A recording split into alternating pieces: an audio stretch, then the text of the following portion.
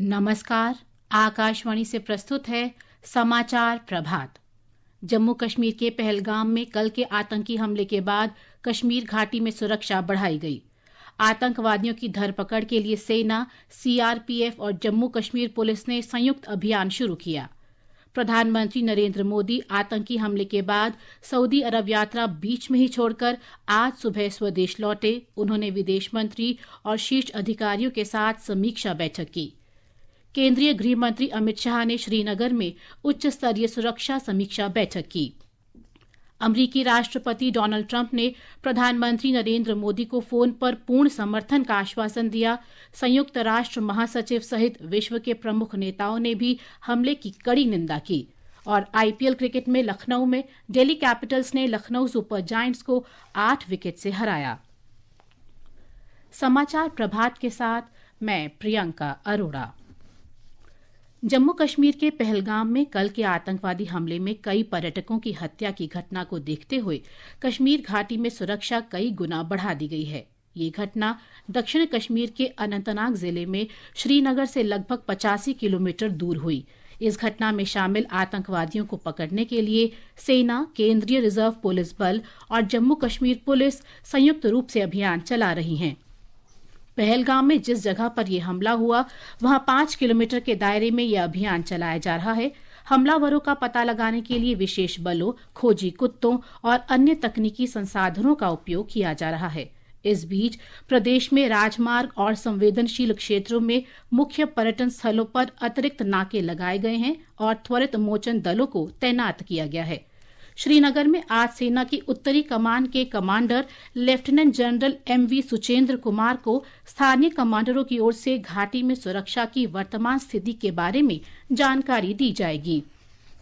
उधर श्रीनगर, गुलमर्ग और सोनमर्ग जैसे अन्य पर्यटन स्थलों पर जांच और तलाशी बढ़ा दी गई है। इसके अतिरिक्त छोटे, मध्यम और बड़े होटलों की सुरक्षा में भी वृद्धि की गई है। हमले के बाद जम्मू कश्मीर सरकार ने श्रीनगर और अनंतनाग में आपात सहायता डेस्क बनाया है जो 24 घंटे काम कर रहा है। सरकार ने नियंत्रण कक्ष के नंबर जारी किए हैं जो इस प्रकार हैं: 019424575543, 019424836551। इसके अलावा श्रीनगर के अपर उपायुक्त का हेल्पलाइन नंबर है 7006058623। अनंतनाग में बनाए गए नियंत्रण कक्ष के हेल्पलाइन नंबर हैं 019322222337, 7780885759, 9697982527 और 6006365245। प्रधानमंत्री नरेंद्र मोदी जम्मू कश्मीर में आतंकी हमले के बाद सऊदी अरब यात्रा बीच में ही छोड़कर आज सुबह नई दिल्ली पहुंच गए हैं। 2 दिन की यात्रा में श्री मोदी ने सऊदी अरब द्वारा आयोजित आधिकारिक रात्रि भोज में भी भाग नहीं लिया। उन्हें आज रात को वापस आना था।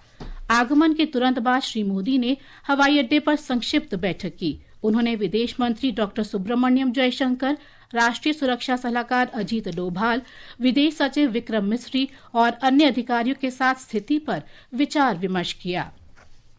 गृह मंत्री अमित शाह ने पहलगाम आतंकी हमले के बाद श्रीनगर में वरिष्ठ अधिकारियों के साथ उच्च स्तरीय समीक्षा बैठक की है। हमारे श्रीनगर संवाददाता ने बताया है कि गृह मंत्री आज उपराज्यपाल मनोज सिन्हा के साथ घटनास्थल पर जाएंगे। कल शाम श्रीनगर पहुंचने के बाद केंद्रीय गृह मंत्री श्री अमित शाह स्थिति का प्रत्यक्ष जायजा लेने के लिए आज पहलगाम का दौरा कर रहे हैं। वो अस्पताल में घायल लोगों से भी मिलेंगे। इलाके में सेना, सीआरपीएफ और जम्मू कश्मीर पुलिस का संयुक्त तलाशी अभियान जारी है। इस बीच व्यापार और उद्योग, धार्मिक और शैक्षणिक संगठनों ने पहलगाम में पर्यटकों की हत्या के खिलाफ आज कश्मीर बंद का आह्वान किया है। तारिक रातर, आकाशवाणी समाचार, श्रीनगर। राष्ट्रपति द्रौपदी मुर्मू, उपराष्ट्रपति जगदीप धनखड़ और प्रधानमंत्री नरेंद्र मोदी सहित कई राजनीतिक दलों के प्रमुख नेताओं ने पर्यटकों पर आतंकी हमले की कड़ी भर्त्सना की है।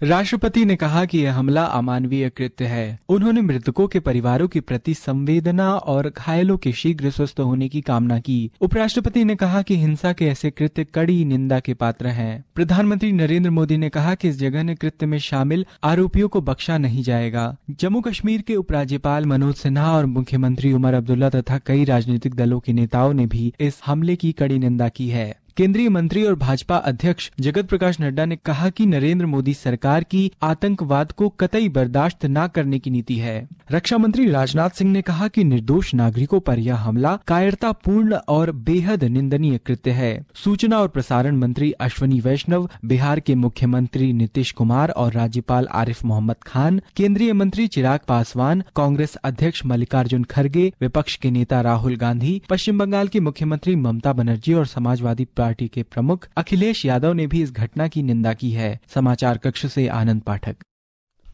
संयुक्त राष्ट्र महासचिव एंटोनियो गुतरश और दुनिया भर के शीर्ष नेताओं ने भी कल हुए इस आतंकी हमले की घोर निंदा की है।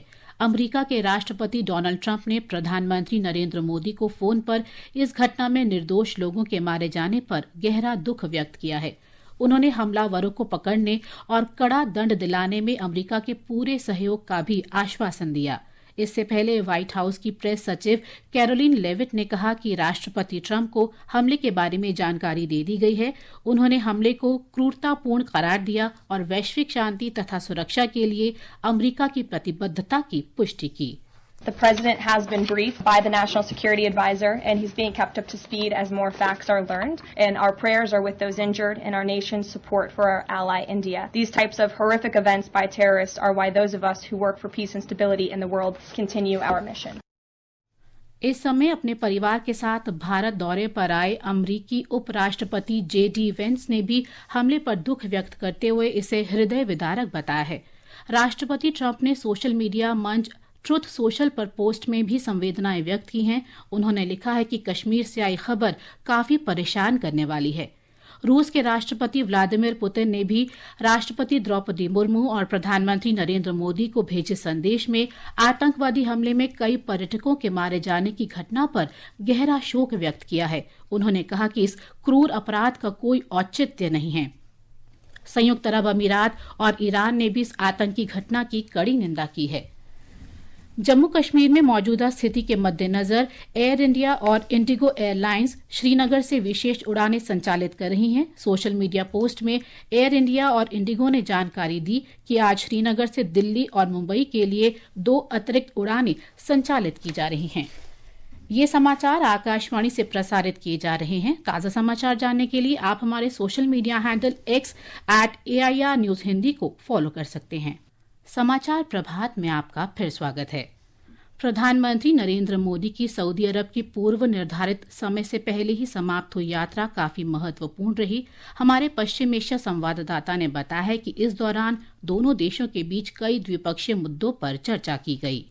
यात्रा के संक्षिप्त होने के बावजूद प्रधानमंत्री नरेंद्र मोदी की सऊदी अरब की यात्रा कई महत्वपूर्ण परिणाम सामने आए। द्विपक्षीय वार्ताओं के दौरान 4 प्रमुख समझौते किए गए। इनमें सऊदी स्पेस एजेंसी और भारत के अंतरिक्ष विभाग के बीच एक समझौता ज्ञापन, सऊदी स्वास्थ्य मंत्रालय और भारत के स्वास्थ्य एवं परिवार कल्याण मंत्रालय के बीच स्वास्थ्य क्षेत्र में सहयोग पर समझौता, सऊदी अरब के एंटी डोपिंग समिति और भारत की राष्ट्रीय एंटी डोपिंग एजेंसी के बीच एक समझौता और सऊदी पोस्ट तथा इंडिया पोस्ट के बीच डाक सेवाओं में सहयोग को लेकर समझौता शामिल है। दोनों नेताओं ने ऊर्जा, रक्षा, व्यापार, निवेश, टेक्नोलॉजी, संस्कृति और लोगों के बीच संबंधों जैसे सभी क्षेत्रों में सहयोग की व्यापक समीक्षा की। विनोद कुमार, आकाशवाणी न्यूज, जद्दा।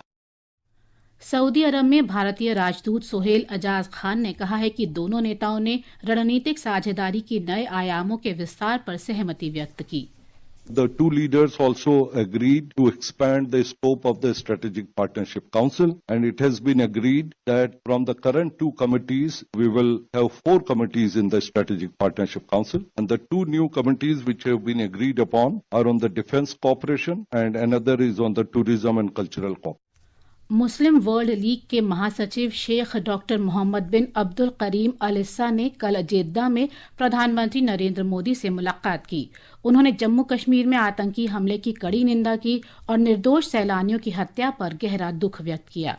इस दौरान प्रधानमंत्री ने वर्ष 2023 में नई दिल्ली में महासचिव के साथ मुलाकात को याद किया। श्री मोदी ने सहिष्णुता और सामाजिक सामंजस्य तथा सद्भाव को बढ़ावा देने में मुस्लिम वर्ल्ड लीग की भूमिका की सराहना की।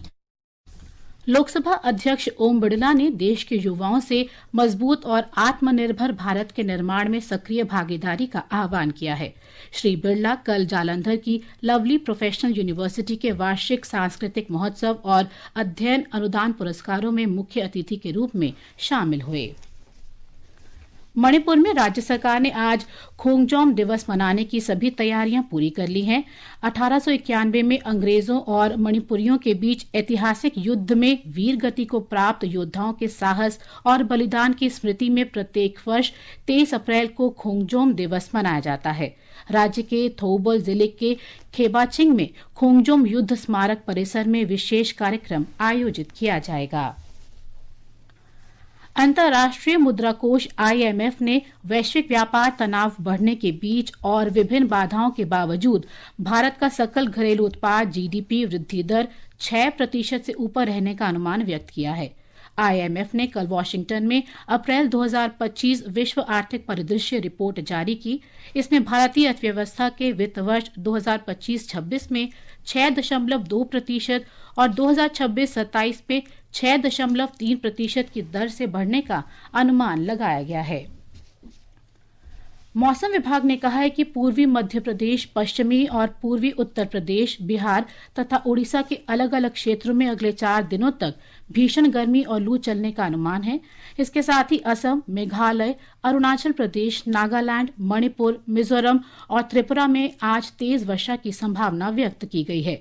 वहीं कर्नाटक, तटीय आंध्र प्रदेश, यनम, रायलसीमा, केरल, माहे, तमिलनाडु, पुदुचेरी और कराईकाल में कहीं कहीं अगले 7 दिनों तक हल्की से मध्यम वर्षा हो सकती है। और खेलों में IPL क्रिकेट में दिल्ली कैपिटल्स ने लखनऊ सुपर जायंट्स को 8 विकेट से हरा दिया है। इस जीत के साथ दिल्ली कैपिटल्स अंक तालिका में दूसरे स्थान पर आ गई है, जबकि लखनऊ 5वें स्थान पर है।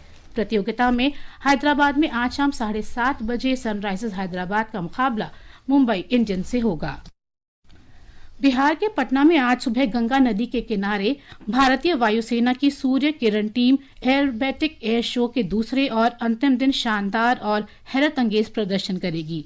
ये कार्यक्रम बिहार के भोजपुर में 1857 की क्रांति के महान स्वतंत्रता सेनानी बाबू कुंवर सिंह के शौर्य दिवस विजयोत्सव के अवसर पर उनके प्रति सम्मान व्यक्त करने के लिए आयोजित किया जा रहा है। ये समाचार हमारी वेबसाइट www.newsonair.gov.in और हमारे news on AIR mobile app पर भी उपलब्ध हैं। और अब आज के समाचार पत्रों की सुर्खियों के साथ हैं मनोज। धन्यवाद प्रियंका। कश्मीर में पर्यटकों की नृशंस हत्या और उससे जुड़ी हृदय विदारक तस्वीरों को सभी अखबारों ने प्रकाशित किया है। दैनिक जागरण ने आक्रोश प्रकट करते हुए आतंकी हमले की सुर्खी को लाल रंग में और मुख पृष्ठ को काले और सफेद रंग में दिया है। हिंदुस्तान ने हैवानियत शीर्षक से लिखा है, आतंकवादियों ने पहचान पूछ पूछ कर पर्यटकों को मारा। दैनिक भास्कर ने बताया है, अमित शाह कश्मीर पहुंचे, आज नई दिल्ली में प्रधानमंत्री मोदी की बैठक। नवभारत टाइम्स ने पुलवामा के बाद सबसे बड़ा आतंकी हमला बताते हुए लिखा है, पहलगाम की विश्व प्रसिद्ध बैसरन घाटी बनी निशाना, पुलिस और सैनिकों जैसी वर्दी में आए दहशतगर्द, लश्कर से जुड़े TRF ने ली जिम्मेदारी। अमर उजाला ने सर्वोच्च न्यायालय का ये निर्देश प्रकाशित किया है, सड़क दुर्घटना पीड़ितों को मुआवजा सीधे बैंक खातों में भेजे मोटर दुर्घटना दावा न्यायाधिकरण और श्रम न्यायालय। और अंत में मुख्य समाचार एक बार फिर। जम्मू कश्मीर के पहलगाम में कल के आतंकी हमले के बाद कश्मीर घाटी में सुरक्षा बढ़ाई गई। आतंकवादियों की धरपकड़ के लिए सेना, CRPF और जम्मू कश्मीर पुलिस ने संयुक्त अभियान शुरू किया। प्रधानमंत्री नरेंद्र मोदी आतंकी हमले के बाद सऊदी अरब यात्रा बीच में ही छोड़कर आज सुबह स्वदेश लौटे। उन्होंने विदेश मंत्री और शीर्ष अधिकारियों के साथ समीक्षा बैठक की।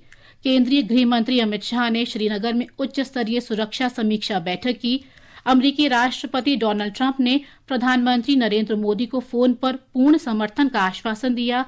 संयुक्त राष्ट्र महासचिव सहित विश्व के प्रमुख नेताओं ने हमले की कड़ी निंदा की। और IPL क्रिकेट में लखनऊ में दिल्ली कैपिटल्स ने लखनऊ सुपर जायंट्स को 8 विकेट से हराया। इसके साथ ही समाचार प्रभात का ये अंक समाप्त हुआ। नमस्कार।